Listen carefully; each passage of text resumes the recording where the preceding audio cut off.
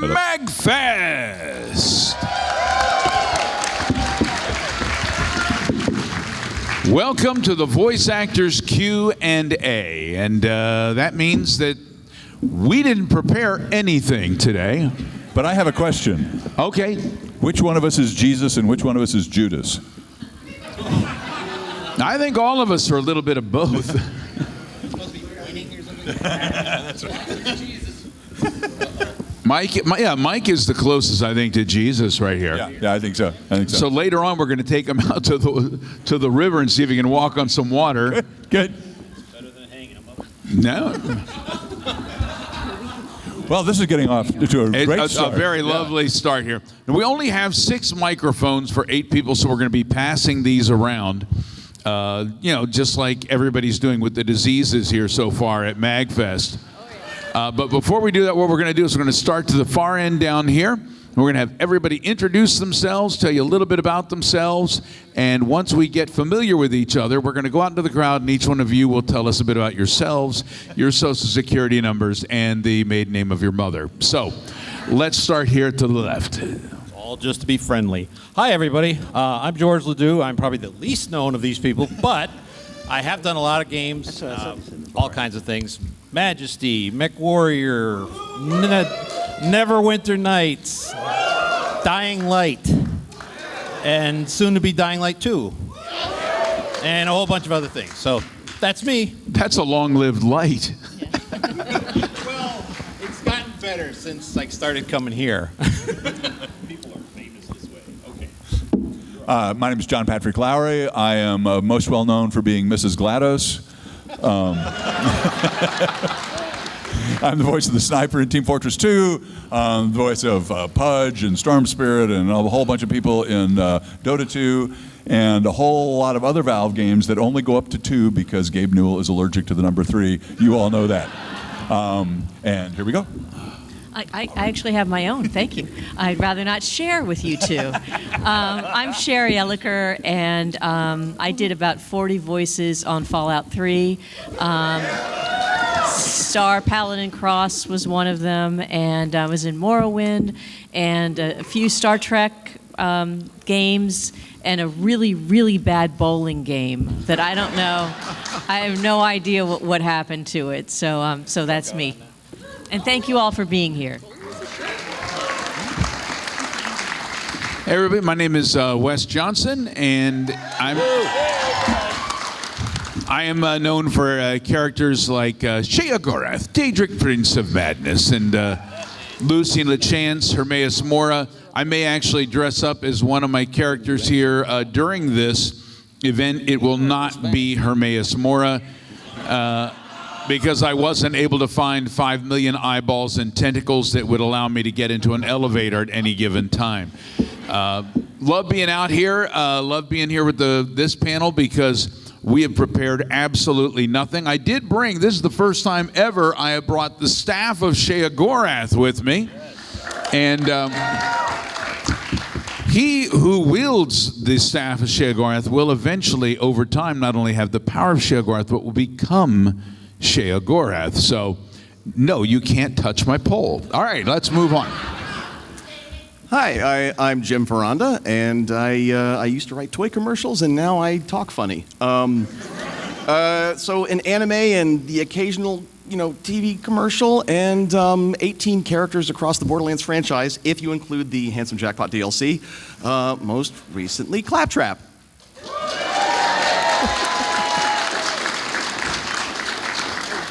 It's your turn. What's up, MAGFest? I am Elisa Melendez. I have a PhD for some reason and studying video games, and I stream on Twitch, and I'm a musician, but the reason I'm up here is because you might know me from a very, very awesome sniper rifle called the Hot Mama in the Borderlands 2 DLC, Commander Lilith, and the Fight for Sanctuary. So, if it's a very, very awesome sniper rifle, that tells you to take a long, hard look. This is going to be awkward because you've got Sniper right here. You're a sniper rifle, and you're right between him and his wife, so... I mean, I just want to get my hands all over you. That's all I'm saying. I mean, comes with the territory. So but you know, gun. But then you also get to kill me as Tyrene Calypso in Borderlands 3. Spoilers. Obviously, that made them very happy, Alyssa. So I'm Ellen McLean. Thank you. And I'm married to John Patrick Lowry It's really cool. for 33 years. 33 years. And yes, 33 more, thank you.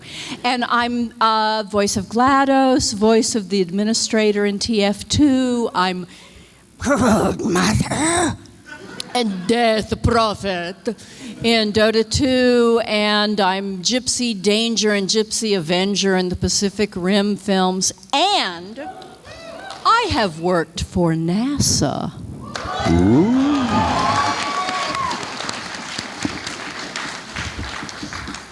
Hello. My name's Mike Rawson, and former postal worker. Still Don't go worry, postal all the time. I got regruntled. And being here just leaves me breathless. That and about 4 other things. You may have been wondering why I came in on the poor man's parade float there. Well, I've had a fun holiday season ever since Thanksgiving. Let's see, I caught a cold, reacted to a flu shot, got pneumonia, and then had heart failure. So I'm kind of tired. You may not know it, but Mike is actually dead. Yeah. But I'm so glad to be here. I'm most often known as the voice of Gob, indeed all the male ghouls in Fallout 3. Thank you very much. And the voice of Radio Freedom in Fallout 4. And please forgive me if I pause for precious oxygen at different times during the night. Hi. All right.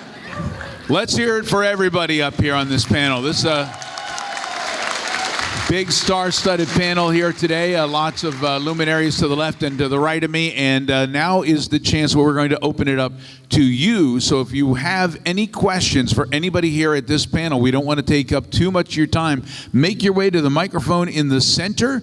We're going to start a line. Please don't shiv anyone in the line to move forward. You'll be disqualified. But come on down if you have a question. Now, you can ask us anything. There's at least a 50% chance we're going to answer you. And it may be true. Yeah, there's a possibility it could be completely ignored. Now, the first 5 questions today are going to be absolutely free. After that, it's cold, hard cash. I'll ask them 5. They're counting in line. 5. All right, sir. What is your name? I am Blake Santamaria. You're Blake? Hi, Blake. Hi, Blake. What is your question? Is it for anyone in particular or all of the above? For all of you. So, first off, I'd like to thank all of you, not only for the work that you've done in your careers, but also because I'm sure for as many of us here, I've gotten a lot of inspiration from all of you. Whether I know your work personally or not, what you do inspires me a lot. I'd like to actually specify in particular. I'd like to actually specify a bit more in particular. Wes, your weight loss recently has actually inspired me a lot to start losing weight. Oh, very cool. Well, you're starting in a much better position than I did. I started off playing a character in a movie called Fat Fuck Frank. And now, ladies and gentlemen, after a little bit of time and effort, I am Fit Fuck Frank.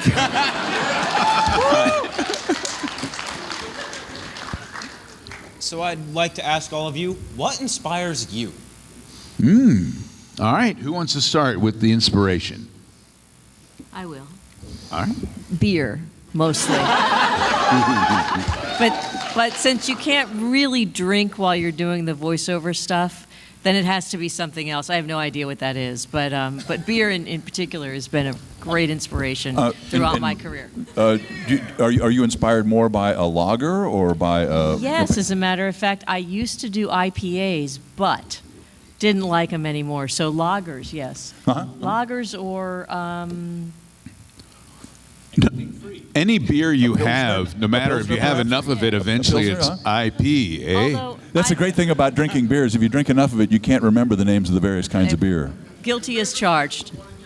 That's right. Yeah, all of these are true. Yes. Yeah, they don't allow you to have the beers in the voiceover session, but I've discovered if you're discreet about it, you can get away with smack. And it's a great weight loss tool. It is. Ask Keith Richards. The real secret behind Wes's weight loss. I think what has always inspired me is finding the balancing point. What I've been, I mean, with all the wackadoodle politics and stuff that's been going on in the world, not just this country, it's been very interesting for me to find the balancing point between people, to find the balancing point between this choice and that choice. And when you're voice acting, I mean, that's what you're constantly doing, is trying to keep your character on the edge of something so that the audience is wondering what's going to happen next. And what feeds me as a storyteller, as a writer, as a composer, as an actor, is people. Is the struggles that they have trying to come up with a narrative that works for them and actually fits the universe and allows them to get along with their neighbors. And sometimes they do it well and sometimes they do it really badly. But watching all those stories is what feeds me.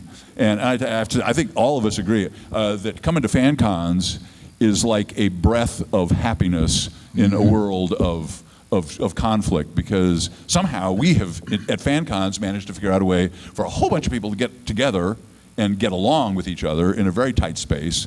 And I'm talking about the elevators. Yes, I am talking about the elevators. And so that's very inspiring to me. Oh, and beer. I can't follow up beer too well. What really inspires me, to be completely honest, is creativity. And these kind of events just really get me jazzed, because just walking across the atrium or the lobbies, and the people that are doing cosplay just blow me away. I really am impressed with the amount of effort and time and creativity that you guys are putting into those things. It's amazing. But more in regards to my own work, it's very inspiring for me when I'm directing, especially an actor, is sometimes the choices they make are something I would never have thought of doing. And it's just like, sometimes it doesn't work, but sometimes it really does, and it's great. And that kind of like spark is what really works for me. It really, really gets me inspired to do better myself, because as anybody creative, you're always trying to do better because you never think it's good enough, right? So that's what works for me. But I'm not so much beer anymore. I like scotch. So Yes, fellow Scotchman. I could go back to an actor, and I think a lot of people up here would probably say the same thing if you talk about who voice-wise was an inspiration to you to get into the kind of thing you do. And for me, it was Mel Blanc. Oh, yes. You grow up listening to him do all the voices of every Warner Brother cartoon and all these characters. And I read his book. If you've never read his book, you should. It's called That's Not All, Folks. And he goes over in there of the little things that he's done along the way, how he broke down his characters, what he did to decide how they were going to sound, which I've done some of that since then. It was an inspiration to me. He was the first one to ever get a voice credit as an actor, and they gave it to him only because they didn't want to give him a raise. He asked for money, and they said, no, we're not giving you any more money. He said, well, how about giving me a voice credit? And they said, fine, and they put it on there, vocal characterizations by Mel Blanc. Suddenly everybody knew that it was him, and that meant more work for radio, more work for these. And he grew up in a time with old-time radio where you could go from one radio show to the next and play different characters, and nobody knew it was him. I mean, eventually you could suss out a Mel Blanc voice, but at the time he was so many different characters. I think maybe I speak for myself, but maybe for you guys as well. I would have loved to have lived in an era where radio entertainment was still present and radio shows and things of that sort. So when I went out to LA, one of the first things I had to do was go to the Hollywood Forever Cemetery and leave a little rose there on the grave of Mel Blanc. And it says on that one, "That's all, folks." But you know what? It never will be with Mel, because I don't think any one of us would be here without him, and you guys would probably not be enjoying the things you do without the great man himself.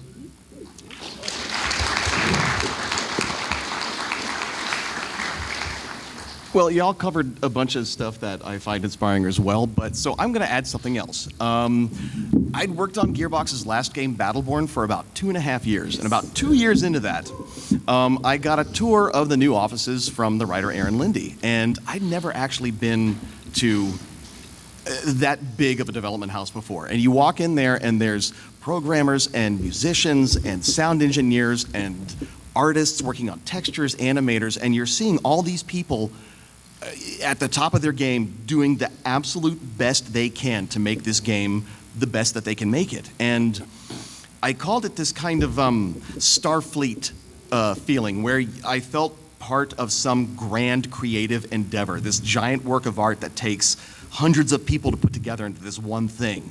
And to be a part of that is like, to be a part of something like that, a giant work of art is very humbling and very, it's just a cool feeling. It really is. It's I can't even really begin to describe it effectively. And I used to be a writer. Shame on me. Anyway, that's something. Yeah. Because I work at Gearbox. In addition, piggyback on, it's sort of the same thing for me. One of the things, I was a Borderlands fan, huge Borderlands nerd, before even starting work at Gearbox. And then as soon as I walked into the building, oh shit, this is awesome. And then to have the opportunity to actually be in it, I felt a very huge responsibility to do right by all of these ridiculously creative people that I get to share a building with every day. But the other thing that inspires me is, I have TweetDeck open at my desk, and it's kind of part of my job, and I follow the Borderlands 3 and just the Borderlands hashtag in general, and just seeing everything from the cosplay, the fan art, like every single piece of art that you create that's inspired by a piece of work that we in the building have created, it keeps feeding it so much. And don't think that we as developers and we as creatives don't see that. That is a lot of people's fuel.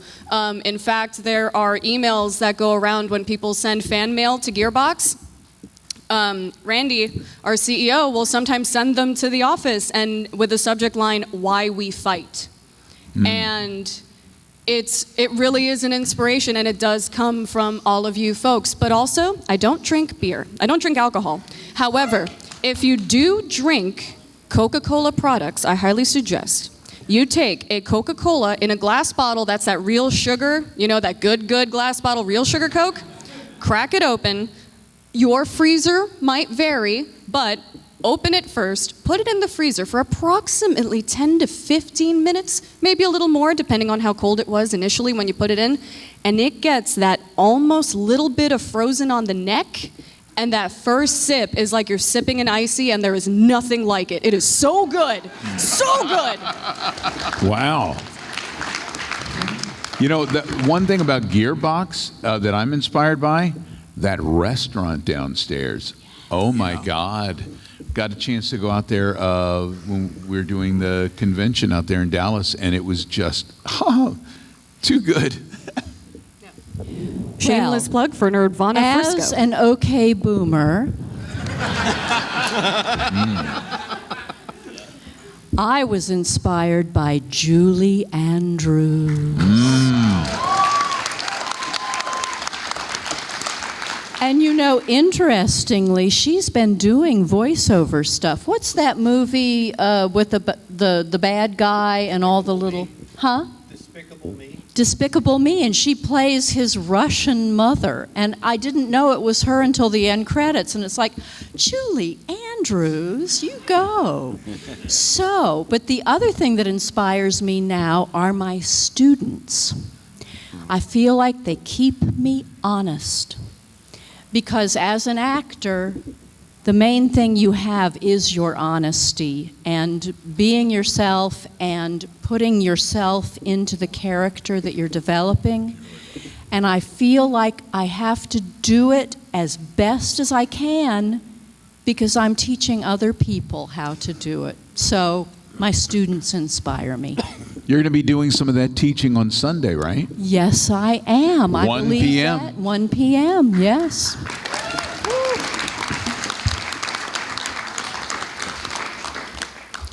I'm inspired every day by people who dream the impossible dream. I'm just keeping with the theme. No, actually, it really, that's one of my things is when I see people who choose their thing that they want to do, whatever it be, and succeed beyond seemingly insurmountable odds. Maybe it's a family member saying, "Oh, why are you wasting your time?" Or somebody else saying, "You're not good enough." Well, get good enough and dream that dream. And when you do it, you'll amaze not only everybody else but yourself. And I'm also inspired by this group of folks and the people that come to see us. All right. Thanks for the question. Thank you very much. No follow-up. We just talked about half an hour, so let the next person come up here. Blake, Thank you. That was a great question. Yeah. It was a great question, yeah. Hi, what's your name? My name's Dan Ray. Hi, Dan. My question is, it was actually touched on a little bit, but my question is for all of you. If you could speak to a little bit about the folks that help you do what you do when you're making your work on a daily basis, when you're going into the studio and getting your work done, whether it be the voice director or the entire atmosphere, whether it be Gearbox, Valve, Bethesda. I would like to hear your 2 cents worth on kind of, specifically my mind was going towards the voice director and the impact that those folks can have in terms of what you do. Guys, who wants to go first? Go ahead, Mike. Oh, Yeah, good, Mike. The question was who. The impact a voice director has on what you're doing in the vocal. Oh, a lot. They help you shape it in the direction that they want and help you use what you got best going for you, and to come up with what's ultimately best for the project. And my experience has been, and I know some people's hasn't, has been that everybody along the way has been very, very helpful. And one secret is, smile and be nice, and you'll get it back. If you go in trying to push your weight around, that's what you'll get back to. And I agree that the direction is very important. My favorite director is John Patrick Lowry, who's directed me for a number of projects. I don't know if the honeymoon counts. But I also want to credit for all the work I did on GLaDOS for Valve, Bill Van Buren. Sort of, the writers were in the studio as well, and the writers would say things to Bill Van Buren, and then Bill Van Buren would translate it into language that made sense to me. And he talked about, the emotional life of GLaDOS, but he talked about something as simple as the pitch range. Because since they were going to process my voice, they needed me to stay in this kind of narrow pitch range. And Bill would always say, nope, too low, too high, and he would just keep me on track. So it is important. I mean, I think Jim and I can agree that Joel McDonald, the Gearbox VO director, is an absolute delight and a treasure. He cut his hair a couple of years ago, and I still haven't forgiven him for that. But other than that, he's amazing. He was great at making me feel comfortable because this was one of my first. It was my first big gig, and it's a lot of pressure. And he was able to make me feel comfortable, give me the opportunity to try a couple things, there were a couple of kind of emotionally nuanced moments in a couple of those cutscenes that required a little bit of extra work, and he actually sat down with me, booked time, and like we went through exercises together to really make sure that we could really nail that, because there's a lot of stuff, a lot of emotion, a lot of stuff that you can put into 3 words, and he really took the time to do it, and he also laughed at the bad jokes that didn't make it in as well as the good jokes, so he made me feel really nice, so that was really helpful. In addition, one of the things that I like is that the writing team at Gearbox is very, very collaborative.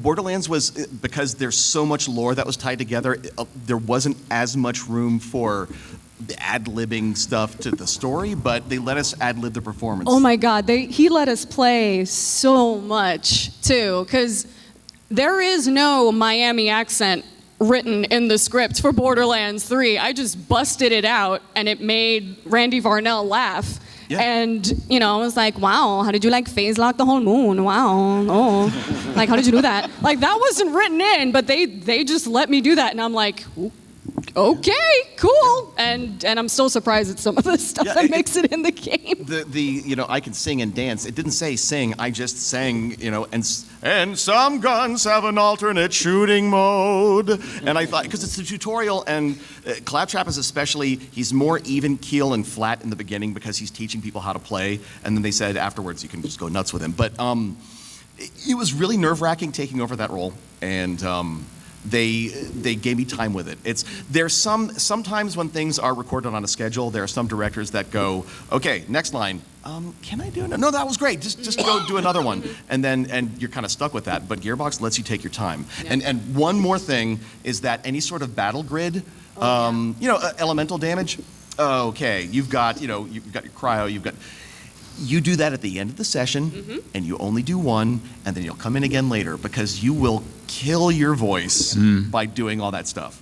So usually that's saved towards the very end, unless, like with Unreal 2, the only thing I was hired to do was to die like as 200 different people. Okay, this time you're going to be machine gunned. Oh! Okay, now you're getting your guts churned out. Ah! And okay, we're cutting your throat. Can you gurgle a bit more blood for me? I didn't catch the gurgling. It was some of his best work. Yeah, it was, yeah. And you finish those, and for the next day or two, you're talking to people going, no, I did some voice work. It's great. Everything's good. We're fine. Over at Bethesda, Mark Lampert was the voice director there that I worked with. I initially worked with Todd Howard on Morrowind, but then I worked with Mark Lampert on Oblivion, and we were doing the guards and things of that sort. And we came upon this one character. He said, this one's a little different. He's a little more evil. Think of somebody who looks corrupt in the soul and all this. So you have to create a character sometimes like that. You decide who you're going to be. You go through your own little, normally if you're creating characters, you'll go down a list, who's this person, that. Well, you do a fast version when you're sitting there in that little box by yourself and they are ready to go. They don't want to give you a lot of time to contemplate your navel and what it might mean to this character. So we came up with Lucian LeChance of the Dark Brotherhood, dear child, and I saw loose hanging hair and a gaunt face and a figure of darkness. And then when they finished him, and they put him together, they made him like this beautiful, beautiful guy, Benjamin Bratt, and women are like, oh my God, he's gorgeous and he's evil, the perfect man. And, so you never can quite tell what's going to come, but it's a good collaboration with the director in there, They'll come to me with like Shea Gordon and say, we want something more like a Robin Williams, a stand-up. And I was like, no, if you want someone more stand-up with a little more danger, you're going to need somebody like a Billy Connolly, but that's not enough. We need to throw some Irish in there as well and back and forth, and sometimes drop the accent altogether to make you nervous. And they sat back after it was done and listened to it, and they weren't quite sure, but then they said it grew on them and it stuck, and it was good. And it was good. So a collaboration with the director and somebody you trust, and sometimes they'll bring the writers in to discuss with you. All of that is wonderful. It's I love a good creative collaborative effort.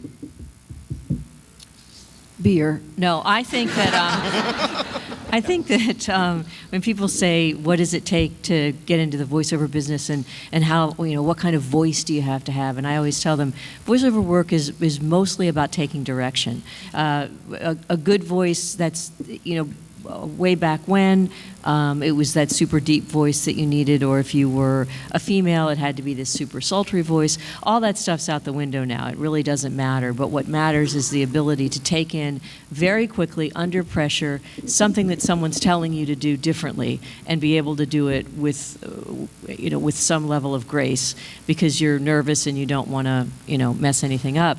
But different direction. I remember this was not for a game, but it was for a lottery commercial, and it was a party scene, and I was there with my husband, and the deal was he was tasting the dip that I had made, and it was for this DC lottery thing. So he had to take a chip, and they brought in chips, and take a bite of the chip and say, with it in his mouth, and say, "Oh, I think it needs more salt," or something like that, right? So the guy was unhappy with the way he had crunched the chip. So he wanted a more complex chip, or complex crunch. So we sat there for 45 minutes trying to get him to crunch in a way that the director thought got him what he needed. So it's stupid stuff like that that'll just make you insane. But for and put you off chips forever. Yeah, exactly. But now that we all have home studios, much of what we do is behind, our own doors, and we don't have to worry about without somebody. pants. Yeah, exactly. So my big inspiration there, or the big direction I get, is that my husband's job is to keep the dogs from barking while I'm doing something. So, other than that, you don't have a lot to worry about. But the direction is very important. It's very important to be able to do it very quickly when someone tells you what they want done. I love working with maniacs. I think that's why I'm in the field that I'm in. I love maniacs. And my buddy Marcus at Valve is a maniac. He's the recording engineer. And I'll come in there and he'll say, "Oh man, you gotta look at this, I just got this new tube preamp just for you. It's for your voice, man. It's handmade by Druidic priests in like 430 BC, and it's been handed down for generations. It was owned by the Knights of Malta, and then it traveled across to the Incas, and it's the best thing. And he's just a maniac about gear. And to know that these people that aren't me, that are doing their part, are that into it, is like, you got to bring your A game. You got to bring your A game. These guys are in it to win it, and you don't want to disappoint the Incas. You don't want to be the flat tire, and so that's. I just love maniacs. They're great. Well, I'll tell you, my perspective on this is very different from my friends here, in the fact that most of my work has been self-directed. Now, in the early days. And you are a taskmaster. You are a self-taskmaster. Yeah, and my boss sucks. But in the early days, when I was doing certain games like Majesty and the Mech Warrior franchises and things like that, those did have, voice directors. But because those were small crews, that ended up usually being the sound designer, sound engineer. It wasn't a dedicated guy to doing, voice direction. But it could be anything from, we specifically know what we want this guy to sound like, okay? That's the way it can be sometimes. But for my experience, it's always been, well, we don't have a freaking clue what we want the guy to sound like, so come up with something on the spot, like Wes said. So sometimes that'll be an impression you do badly. That works, because then you can take that bad impression and turn it into something. Or it's just whatever you might have just heard the night before, which is like the case with this character Duncan Fisher, who was an arena announcer. That was based on Keith Jackson, who used to be a football play-by-play guy back in the day, and I had just seen it the night before. So it ended up being, "Hello everybody, this is Keith Jackson," and it was that kind of thing.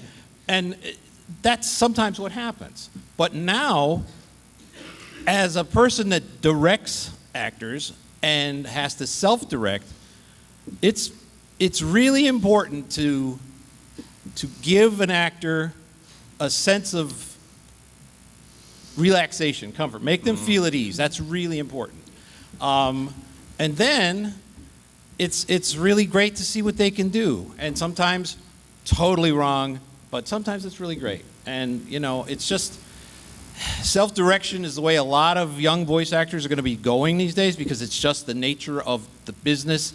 If you're not in one of the major hubs, like New York, LA, Chicago, those kind of things, that's the kind of work you'll do, is by yourself or from someone via the internet, you know. So if you're taking direction, that's fantastic. Nothing's better, because sometimes you go in there and you don't want to think about all the little choices. Like, just tell me what you want. You just want to make the donuts. Yeah, especially commercial stuff. Just tell me what you want. Like the chips. I've been in that situation. Like, Commercials are the worst. yeah, they're brutal because they don't have a clue. Anyway, Oh, come on. The only time I ever did that, there was this poor guy who just could not say Boba Fett. He kept saying Bobo Fett.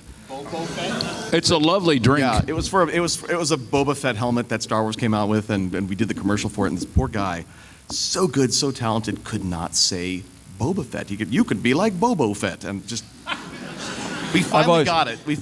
We kept it recording. Just say like Boba Fett, and then he was completely relaxed when we weren't recording, but we were, and that was the take we got when I was going through it with him, and yeah. I've always thought of commercial work as like selling art to people who don't have any taste. You know, what do you want? Okay, oh yeah, oh that painting would look great over your toilet. Yes, so let's go with that one. So yeah, it's an interesting line of work. Thank you so much. Thanks a lot. Now, I hate to say it for all the people who are lined up way back there, because we have about 17 minutes left in this panel, so we're going to go for a speed round. So no more. I want each one of you to speak for 20 minutes about a particular thing. Just ask a question, we'll answer a question, and we'll move on. What's your name? My name is William. So I'd like to say that Ellen, you're the best villain ever. Gladys is amazing, okay, especially when you're in a potato. Well, mine was for everybody, but I would say, like, what's the most fearful thing you've done as far as voice acting? The most fearful thing? Yeah, Like the scariest for us. pretty much, yes. Oh, I know. Oh, sorry. No, I had a really bad cold once, and I was doing a commercial for Giant Food, and they left the mics open. So I was in the booth, and they left the mics open, and basically I had my thing of Halls, and I had like, just downed like a thing of cough medicine in the car, and hoping they wouldn't notice, you know. And so I could hear them in the thing, because they forgot to turn off their mics. So I could hear them all say, "Oh my God, she sucks. What is the matter with her? This does not sound like her demo at all. What the hell? Do you think she's got a cold? Well, she wouldn't come to a session with a cold, you know." And I'm like, I mean, literally, like the blood just drained from my thing. I was so nervous and so scared. But they hired me back for like 5 more spots, so it worked out. You know? It worked out, yeah. And the bad thing about that is you have to contract a cold before you go in each time. Every time. Yeah. my most fearful thing, to be absolutely honest, was last year doing these panels, because that was the first time. And, you know, as a voice actor, you're basically in a small booth. You might be dealing with 1 or 2 people. But the first time you get invited to a convention, you sit on a panel, and then you've got a friggin' audience in front of you. That's terrifying. I'll be absolutely honest. But this year, it's all good. I'm really, yeah, it's chill. But that was my most fearful thing. Assuming the role of Claptrap, because it's when you're following up such an iconic role, it's kind of like when Chris Pine took over, you know, Kirk for the Star Trek movies. He got so much hate, you know, and it's just, it was terrifying, absolutely terrifying. But you know, they gave me their baby and said, please take care of him. And I love him because I've been playing Borderlands from the beginning, and I will take care of him for as long as they will let me. Oh my gosh. 3 words: following Handsome Jack. There was that one time that I was, trying to change after being in the pool, and someone came in. And, oh, sorry, that was George Costanza. That was a different. I was playing softball on a bad field, fielding a grounder. Ball hit this weird part in the ground, came up and smacked me in the face, and I got like a golf ball on my upper lip. And the very next day, I had a KFC commercial, and And I honest to God, I walked in and said, "Hey, how you doing, man?" "Yeah, I'm good. I'm good." Right. I just kept my hand over my face the whole time, and there's the booth here. Right, go right into the booth. Yeah, and not just kind of hide there back. Yeah, sure, I'm fine. Yeah, what's up? What do you want me to say? Great. But it was this huge thing on my lip. Did it affect how you sounded? It didn't affect how I sounded. I was just worried that they would think that it would affect it. But it's KFC. I mean, Yeah. they're not worried about health. I mean, what?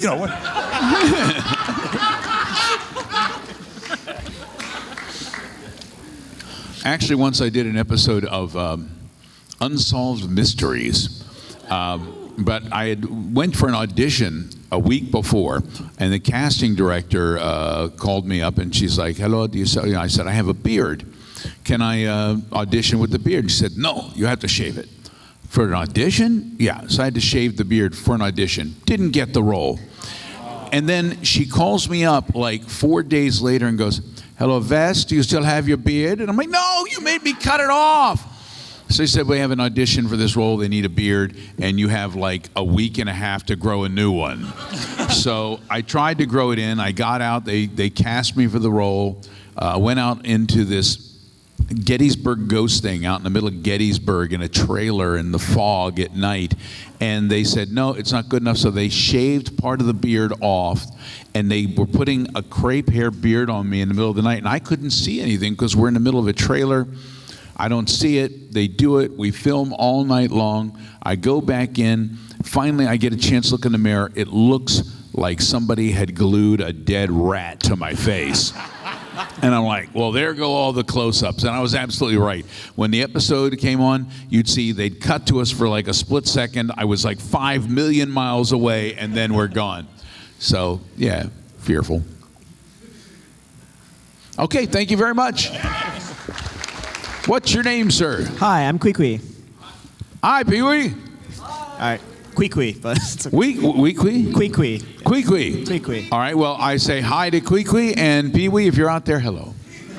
Okay, my question is to anybody who has done, I currently take accents and do some work for an accent coach for voice actors, and my question is when you're called to do or an audition or a role that has a specific accent, like Sniper has the Australian accent, and I know the Miami accent was improv, that wasn't really written, but when they plan on having a specific character with a specific accent, do you go through coaching, or do they kind of trust you in your audition? They're like, "Oh yeah, it sounds Australian enough," or do they really try to work with you to make sure it sounds as genuine as possible? I've never worked with anyone who supplied a coach. I mean, we're expected to bring that stuff with us when we come. And fortunately, back in my day, we had to walk 12 miles through the snow uphill both ways to get to someone who could teach us how to do an accent. But these days, you get on YouTube, and there are people from everywhere who just will talk with their accent. If you do British accents, you can get people from Yorkshire and Wessex and Sussex, and all of these specific regions, different areas of Ireland. So you can get really, really specific. But they expect you to have that stuff in your box when you show up for work. Yeah, nobody's going to give you any training on any accent. In fact, if you go in for an audition, I have discovered that most people, when they audition you, they have no sense of imagination beyond what you're bringing them in the room at that very moment. You can come in and say, no, I can do this or I can do that, even to the point where you say, no, I can be without a beard. They can't imagine you without a beard. No, that's impossible. How do you get that beard off? There was some kind of de-bearding device out there. They just don't know. So when it comes to an accent, you'll see there are actors who go into auditions who will keep that accent up the entire time they're in there, to the point where they think that they're actually from that area of the country or a different country, because the moment they feel that you are putting an accent on, they no longer will feel that it's authentic. So yeah, you have to bring that, and you have to do your own homework. There's a fearful thing, is doing an accent for someone who's from there. Yeah, so I did a temp VO for this latest DLC that came out, Moxie's Heist of the Handsome Jackpot. I did temporary voiceover, just placeholder stuff, for both Moxie and Ember has a French accent, and I got the call. I work in the building, so they could kind of do things with me short notice, and so I kind of got the call super quick, like, "Hey, can you do a French accent?" And I'm like, I don't want to say no, so I'm gonna say yes. And then it was basically me. It was like a 10:30 call, and I'm driving to the office. Don't do this. Don't do this. With a YouTube video hooked up about how to do a French accent and like what are the important sort of vowels and the and the ths are z, like all of that stuff, and I just had that on a loop driving on the way into the session, and I was like, I just hope to God. And then of course the people making the DLC were from Quebec, so that was fun, having to do that for them, and my apologies to my coworkers up north. Back to the fear question. Many on people that. would say that a Quebecois accent is not a French accent. Certainly people from Canada. But my accent story is I was recording Death Prophet, and I had done an audition, and I had done a sort of Middle European accent, like a Hungarian accent for the audition. And I get to the studio and they say, well, no, another character is using that accent. Can you, do French? French again. Well, my accent traveled through Europe. So now we say that Death Prophet is just Euro trash. There's been several times I've been asked to do an impression, but not sound like the person I'm doing an impression of. Someone wanted me to sound Burgess Meredith-ish. And I always think of Dan Castellaneta doing the original Homer, sounding sort of like Walter Matthau, but not. That's a tough call. All right. Well, thank you very much. Oh, go ahead. Real quick thing. So something that was really helpful when I started out, there's a website called the International Dialects of English Archive, and it is incredibly helpful. It's like the super inexpensive dialect coach. So yeah, check it out. It's like super cool. Yeah, the last short word on dialects is, remember, most of the time in video games we're doing mythical creatures. So making up our own accents is a lot of fun. And creativity there can be great. But thanks. Thank you. Thank you very much. Now, I should mention that we are now in the last 8 minutes, so it looks like we're just going to be finishing up with our free questions here. And those of you out there who are going to have to pay $50 a question afterwards, you're off the hook at this point. But no, Wes, I should remind you that many of us are going to an autograph session at this point. And if you want to come to that in the autograph room, you can ask your question. Wow, they sign any body part you wish. So, and we also have some other things going on. George, at 4 p.m., you're going to be doing what? I forgot I had this. At 4 o'clock I'll be in panels 5 doing my solo panel. So if you have questions and you think I could answer them, come on over. I'll give you my 2 cents. But I don't do autographs until next Sunday, whatever the last day is. Sunday at 10 a.m. where all of us going to be there. Yeah, that's when I'm. But if you want my autograph stuff, then I would go over to my panel over there at 5. And I'm doing panel 5. I'm doing an autograph session at 7 tomorrow. So if anybody wants to join me from here, if you want to join me there, that would be great because I won't be as lonely. Now you're going to be doing something today at 7:30. Yeah, I'm doing my toy panel, basically. It's a bunch of old Hasbro toy commercials with behind-the-scenes stories and stuff, and kind of somehow I got into voice acting. Also, if any Borderlands folks, I'm going to be heading to the photo shoot after this, so if you want to ask questions there, we're going to go down to the fountain. And we're on a panel together. Yes, we do have a panel. Okay, here we go. Shooting gallery with Claptrap and Tyrene, 10:30 to 11:30 tomorrow. Excellent. Now, Mike is going to, go ahead. So let's get that last question, and Mike, we're going to finish up and get Mike's thing and my thing, and then we're going to do the last question as the last thing. Mike, you're going to be doing your You Can Do It? You're going to be playing ukulele? I hope I can pull it off. I'm telling you, I'll play, but I may not be able to sing. Well, okay. Mike will play, you guys will sing, and then at midnight tonight, which is technically Friday, but then is technically Saturday, but it's tonight, I'll be doing the Late Night Madness panel with some surprises afterwards. Bring your ID and a sense of humor. So, We have our last question. What is your name, mysterious masked man? Okay. This works. I'm sure Major Sniper knows. Yes. The spy. The bleeding spy. What a fruit shop vendor. Overtime. In all seriousness, speaking of John Patrick Lowry, I have a thing for him to read. Okay, great.